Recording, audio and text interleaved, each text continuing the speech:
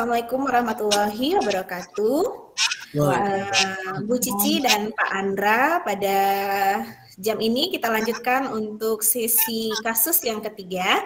Bu Cici sebagai coach dan Pak Andra sebagai coachnya dengan persoalan kasus 3. Nah, untuk mempersingkat waktu, karena kita waktunya sangat terbatas sekali, kami persilakan kepada coach untuk memulai sesi coachingnya. Silakan. Terima kasih Bu Rati. Iya, sama-sama.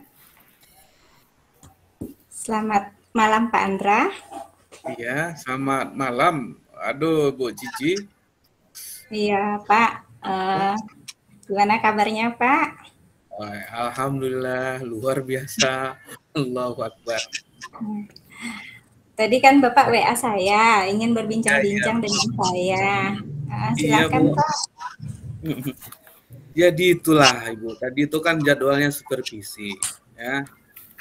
Saya disupervisi sama pengawas, ya. Menurut saya tuh sudah melakukan sesuai dengan kurikulum. Cuman pengawasnya bilang, Bapak tidak memakai buku teks yang tidak sesuai dengan buku teks. Lalu saya tanggapi, kalau saya itu walaupun tidak memakai buku teksnya, tapi saya memakai sumber lain yang sesuai dengan kurikulum. Nah, ternyata kepala sekolah menegur saya atas laporan dari pengawas ini. Nah, jelas-jelas ini pengawasnya kayak nggak profesional kayak. Masa sudah jelas-jelas sesuai dengan kurikulum, lalu kita dituntut untuk apa, gitu kan?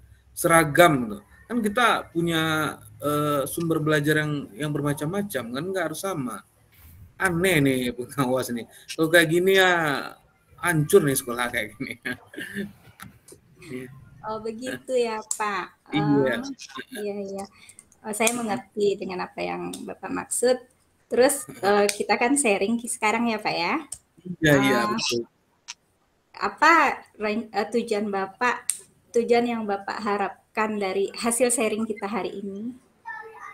Ya itulah, saya kesal saya nih kayak gini, nggak apa ya, termasuk juga kepala sekolah juga sudah saya jelaskan, tapi justru menegur saya karena pengawas hasil supervisi nggak nyaman dengan hasil yang dia peroleh karena saya tadi tidak sesuai dengan apa yang dia sarankan itu. Jadi ya saya wujud kekesalan saya lah, nah, mana ini ngawas sama kepala sekolah. Saya kepala sekolah juga ikut-ikutan ya.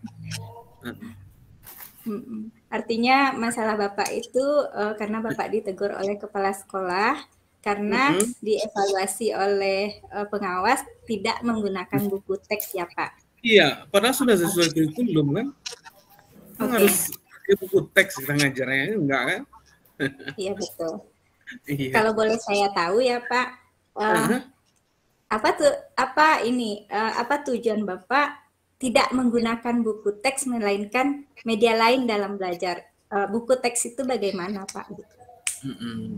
Kalau menurut saya media lain tuh lebih praktis, lebih mudah dipahami, ya kan? Tidak ribet dan sesuai dengan gaya belajar saya dan gaya belajar yang saya sampaikan ke anak-anak menurut saya nih. Nggak harus dengan buku teks. Karena sumber buku teks itu ya satu sumber, tapi kalau saya kan berbagai sumber, nggak memakai satu buku gitu. Lebih banyak referensinya. Oh begitu ya Pak ya. Berarti Bapak menggunakan media seperti video misalnya? Iya, saya gunakan video juga. Saya gunakan. Bisa Bapak ceritakan apa saja media yang sudah Bapak gunakan selain buku teks itu? Ya, saya gunakan video juga. Saya gunakan artikel-artikel, ya kan? Saya juga buku sumber, ya, buku sumber juga, tapi bukan buku teks yang memang diinginkan oleh pengawas itu. Banyak sumber sih yang saya gunakan. Kayak seperti buku digital ya? Iya, lebih praktis kan. Kadang kalau bawa buku kan ribet, kalau pakai digital kan tinggal gesek-gesek aja. Oke. Iya. Ya, saya mengerti, Pak. Terus bagaimana Bapak yakin kalau media yang Bapak gunakan selain buku teks itu mampu membuat siswa Bapak nyaman di kelas gitu, Pak? Artinya apa? Saya kalau membuat siswa nyaman itu sebetulnya metode yang kita gunakan, metode pendekatan ya. Tapi kalau sumber belajar, ya saya memakai teknologi berbagai sumber, tidak hanya buku teks yang diinginkan oleh pengawas itu. Ya, kalau untuk kenyamanan, ya itu pendekatan kita, itu bagaimana kita memberikan media, ya kan? Nah, kalau buku teks, ya menurut saya kurang apalah. Di samping di era digital sekarang kan kita tinggal gesek-gesek aja cari materinya kan, dan praktis pula. Nggak perlu banyak-banyak bawa buku misalnya kan. Iya. Berarti Bapak ingin lebih berinovasi dalam pembelajaran, ya, Pak Indra. Ya, saya mengerti. Karena kalau hanya buku teks saja, kita tidak terlalu banyak melakukan inovasi ya. Iya, iya. Ya, betul. Terus Pak Andra, dari masalah Pak Andra tadi saya kan sudah identifikasi tuh banyak media yang Pak Andra gunakan. Terus apa rencana Pak Andra untuk menyelesaikan masalah yang Pak Andra hadapi sekarang? Yang jelas saya tentunya sebagai guru tentu kita harus patuh kepada atasan ya. Sebagai apa kita harus tentu punya etika. Tapi dalam hal kita menggunakan pembelajaran, kita diintervensi, menurut saya nggak tepat juga.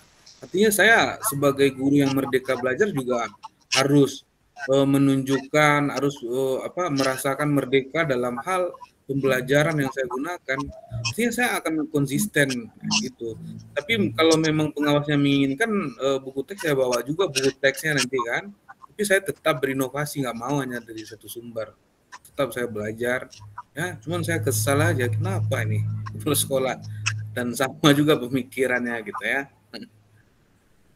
Oh iya Pak Andra, terus gimana langkah Bapak untuk tadi kan Bapak dimarahi oleh kepala sekolah, ditegur, terus bagaimana caranya Bapak menghadap kepala sekolah lagi gitu untuk mengatakan apa yang barusan Pak Andra rencanakan.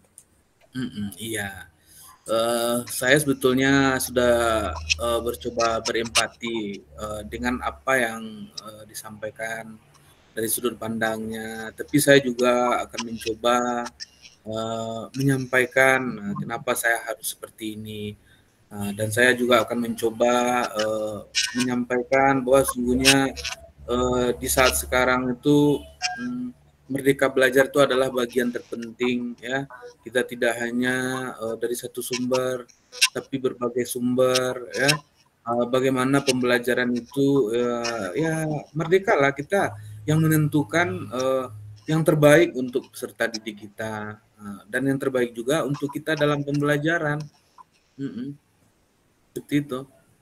Artinya Pak Andra akan terus berinovasi, tidak hanya tergantung kepada buku teks, kemudian akan membicarakan ini lagi dengan kepala sekolah ya. Iya, betul. Tentang langkah-langkah Pak Andra ini, terus nanti setelah Bapak berhasil, apa lagi yang akan Bapak lakukan? Iya, saya akan terus berinovasi, ya kan? Saya akan terus menyampaikan bagaimana merdeka belajar itu, ya kan? Saya akan terus akan berpihak pada murid. Di samping itu, saya akan terus banyak membaca, tidak hanya satu sumber dalam hal pembelajaran. Apa Bapak ingin berbagi juga dengan guru-guru yang lain? Menurut saya ya memang seperti itu. Hendaknya di era merdeka ini kita harus bagaimana kita menentukan pembelajaran yang terbaik baik untuk kita dan juga untuk peserta didik kita ya. Tapi yang paling utama itu kan untuk peserta didik kita. Kalau kitanya nyaman, anak didik kita nggak nyaman juga anak bagus kan. Tapi yang jelas inovasi ini adalah demi anak didik kita. Akan lebih bagus rasanya berbagai sumber yang kita baca daripada hanya kita satu sumber saja. Baik, Pak Andra. Terus apa komitmen Bapak untuk mengajar di kelas setelah Bapak temukan tadi solusi untuk masalah ini? Ya, artinya saya akan belajar, saya akan mencari materi-materi dari berbagai sumber, ya. Saya akan terus melakukan pembelajaran yang menurut saya terbaik untuk peserta didik, untuk saya. Dan saya rasa itu memang yang terbaik dalam hal pembelajaran. Oke Pak Andra, baik Pak Andra. Saya doakan Bapak sukses ya Pak dan terus berinovasi dalam menemukan strategi mengajar dengan berbagai media pembelajaran yang bervariasi selain dari buku teks ya Pak. Ya, Bu. Ya. Assalamualaikum. Waalaikumsalam. Oke, kita lanjutkan dengan proses yang telah dilaksanakan oleh Bu Cici dengan Pak Andra, dan dengan proses yang dilakukan oleh Bu Cici tadi itu kelihatan tujuannya itu adalah bagaimana pengawas dan Kepsek ini tidak terlalu mengikat guru, apalagi dalam proses belajar merdeka kita sekarang gitu kan, guru diberikan kebebasan dalam melakukan pembelajaran yang dilakukan di kelas, yang intinya itu prosedurnya itu dilalui untuk mencapai tujuan yang tentunya apa yang diharapkan gitu. Dan dari identifikasi tadi itu kelihatan bagaimana permasalahan Pak Andra itu adalah untuk dalam proses pembelajarannya itu dia ingin selalu berinovasi walaupun dengan mungkin di sela kesibukannya, tetapi tetap mengutamakan pembelajaran dengan menggunakan berbagai sumber pembelajaran, ada tadi menggunakan video, buku-buku teks pendamping dan segala macamnya. Dan dari rencana aksi tadi juga kelihatan bagaimana Pak Andra merencanakan bagaimana bisa membangun hubungan yang baik lagi dengan kepala sekolah terutama ya Pak Andra, dengan bisa juga mematuhi, contohnya kalau memang kepala sekolah mewajibkan membawa buku teks atau modul atau apa ke kelas, saya juga bersedia gitu. Tapi tetap berinovasi